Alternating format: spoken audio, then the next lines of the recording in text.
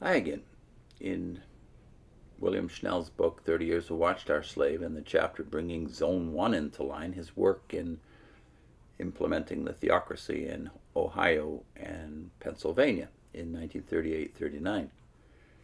He's talking about divide and conquer policy of the society, and he's implementing it in those older congregations, splitting them up and breaking them up into new pieces, etc.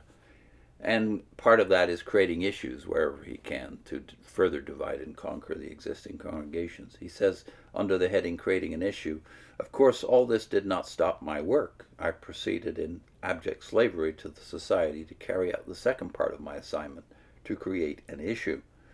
Having organized a new company in Hubbard, Ohio, I realized that in the village there had always been opposition to our work in one form or another. So I persuaded the company there, which had always met in a private home, to rent a hall in Hubbard as a kingdom hall.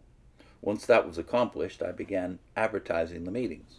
For that purpose, I got 100 brethren to come into Hubbard from nearby Youngstown. They paraded up and down the streets of Hubbard with sandwich signs around them, carrying the provocative message, "Religion is a snare and a racket." We were baiting that normally peaceful village in proper Watchtower fashion, and it did not take long for Hubbard to react by arresting our people.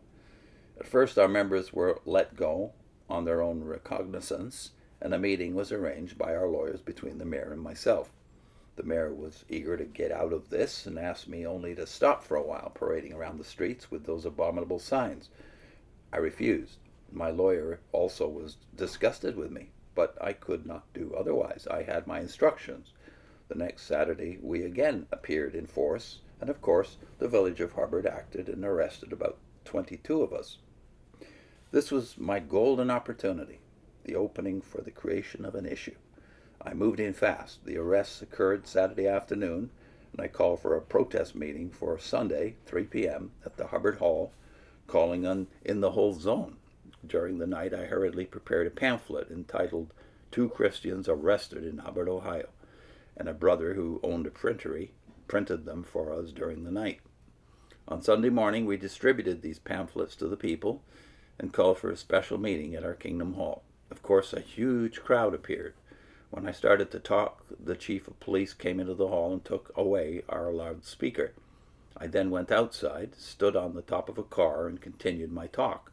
The mob was getting ugly and was beginning to pelt me with rotten tomatoes of all kinds of vegetables. I was prepared for this. I had wisely organized a flying squad to protect things, and this determined phalanx-like group around the hall held the mob at bay. It is really a horrible thing to face a raging mob, but I could not back down. Twice before in my life I had faced this kind of thing. Finally, my knees buckled under me, and I had to retreat into the hall and wait for the police to liberate me. After all was over, Monday came, and with it the trial. 2 were tried and convicted. A fine of $25 and costs was imposed. We naturally appealed the case. The judge was highly elated over what I was doing, and so was the legal desk. The judge said he especially liked my attitude of fighting to the last ditch, and that everything I did in this campaign was okay with him. He assured me that I had his full backing and offered me all the money I needed.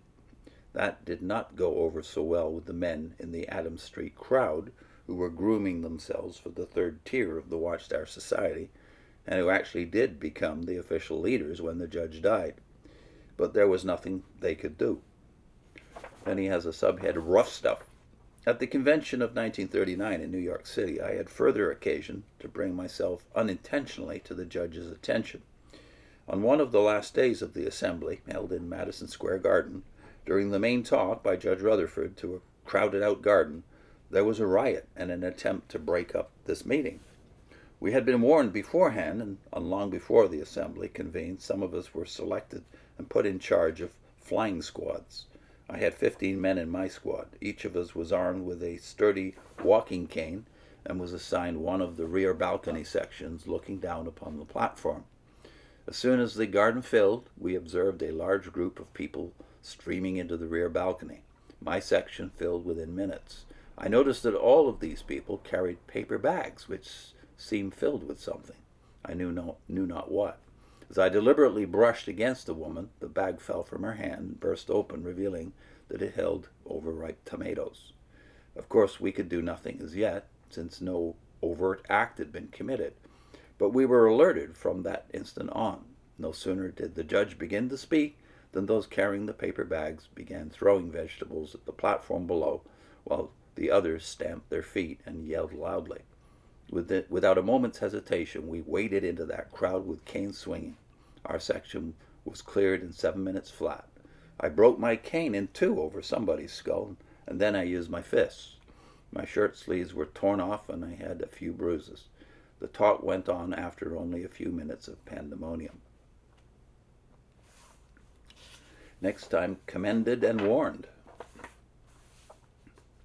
Put in a link to Slaves of Men, 5 characteristics of cultic groups. These are generalizations, yes, but they are generalizations that cover all cultic groups, not just the more overt cults such as the Watchtower. See you next time.